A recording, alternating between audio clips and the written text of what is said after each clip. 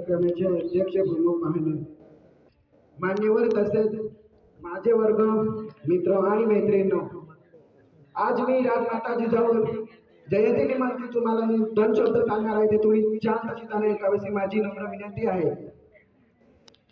राजमाता यांच्याबद्दल कोणाला काही माहित नाही. राजमाता जिजाऊ यांच्याबद्दल कोणाला काही माहित नाही असे कधीच होऊ शकणार नाही. ज्यांनी आपल्या स्वराज्य स्वप्न बघितलं, ज्यांनी आपल्या स्वराज्य स्वप्न बघितलं आणि फक्त स्वप्न बघितलं नाही तर त्या म्हणजेच माँसाहेब जिजाऊ आहे. वर्णन दर्शन सर्व जगाला राजमाता जिजाऊच्या रूपाने घडलेले आलेखन करताना त्याच्या वडिलांचे नाव लक्ष्मीराव जाधव तर आईचे नाव मासाबाई उर्फ गिरजाबाई असे होते. लहानपणापासून जिजाऊनं अन्याय विरुद्ध देश त्याच्यामध्ये निर्माण केली. ती म्हणजे राजमाता राष्ट्रमाता जिजाऊ यांनी या अन्याय विरुद्ध लढण्यासाठी त्यांनी खेळण्याची वयात होती आणि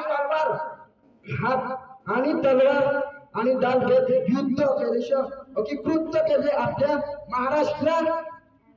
महाराष्ट्र अनेका वर्षापासून स्वतःही चालत जनतेला तुटत होती. मुघल सत्तेचे अमानुष्य श्रम होते. आपल्या आई बहिणावर आब्रावरून हात घालत होते. आपल्या आई बहिणावरून, परंतु यापुढे अत्याचार केला जाणार नाही असे कोणी केले. त्या अत्याचार करताना 10 वेळा विचार करायला असे केले पाहिजे असे विचार राजमाता राष्ट्रमाता जिजाऊंना मनामध्ये होती आहे. या विचार आपल्या स्वराज्य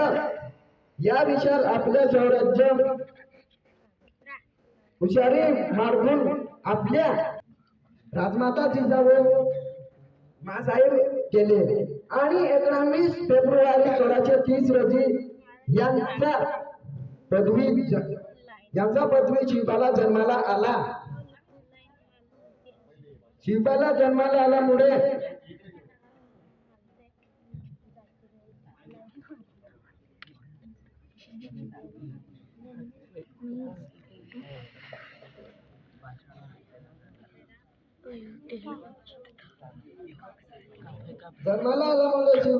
आल्यामुळे माँसाहेब आनंद झाली. माँसाहेब आपल्या पुत्र शिवबांना आपण बघितलं. स्वराज्य स्वप्न नक्की पूर्ण करेल हे त्यांना ठाऊक होते.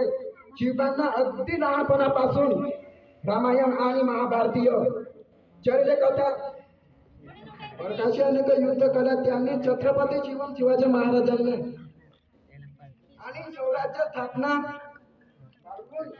छत्रपती शिवाजी महाराजांनी माँसाहेबांनी मिळवले होते. त्या जिजाऊ मनामध्ये बघितलं स्वप्न शिवरायांनी देखील सत्य उतरवले होते. मित्रांनो, आपल्या संस्कृतीमध्ये तसेच आपण गोष्ट आलेली ते म्हणजे अनंत